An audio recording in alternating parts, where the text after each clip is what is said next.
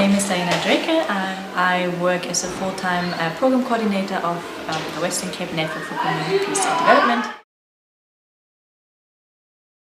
I think, like looking at South Africa's history of colonialization and apartheid and what they call like the hangover is like this culture of violence, and so that violence became such a natural part. I mean, children are getting socialized in that, and it's for them the only response that they kind of grew up with. So whenever they're frustrated or angry with something, or like the way they resolve conflicts is actually through violence. And so for me that's always very sad to see, because that's a big block for the development of South Africa and for communities. So I see, I mean, obviously there's also this whole thing of this patriarchy, I don't know, like, you know, that this macho culture in South Africa. So that the way South African men from the different cultural backgrounds define themselves as men, that it has to be about being in charge, being in power over women and over children. And that's how they kind of have their pride, and to be the head of the household, and I think that's where also apartheid really damaged the many men, because they took away their dignity in that sense.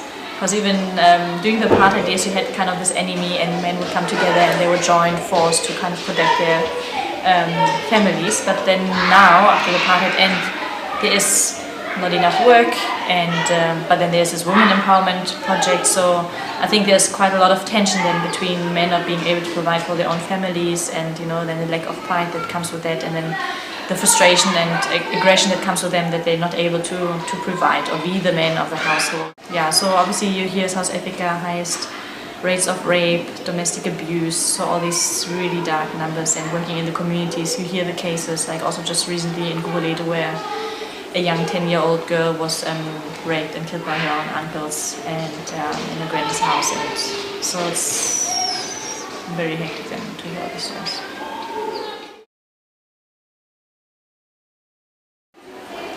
I think it's very important to have the awareness campaigns about, you know, gender equality and things like that. But it needs to be always a holistic approach. So it cannot just be awareness, but then there's not the economic and socio conditions that will be provided to actually change these conditions that actually cause the violence and the crime to happen. So if the cycle of poverty, crime and violence is not broken by actually providing the people with education and with jobs, it's going to be very difficult to actually get out of that cycle. So it needs to be a whole package.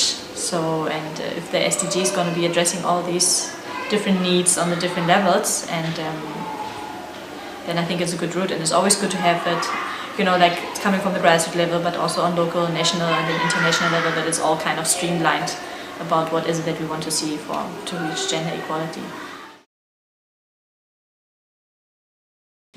Yes, and obviously seeing with peace and security, it should be a very fundamental SDG, because you can see that South Africa is not a country at war, but looking at the crime levels and the level of violence and the culture of violence that is here, and how it actually hindered South Africa from developing its full potential, it shows that it's so important to actually have that as a separate goal, to work on the peace infrastructures. And only if you have a peaceful community, you can also provide them for you know, developing young entrepreneurs. Because if you're in constant fear, you know, someone's gonna, that what you're building up, you know, it's going to be taken away again violently or in any other way, then, you know, it's not going to be sustainable.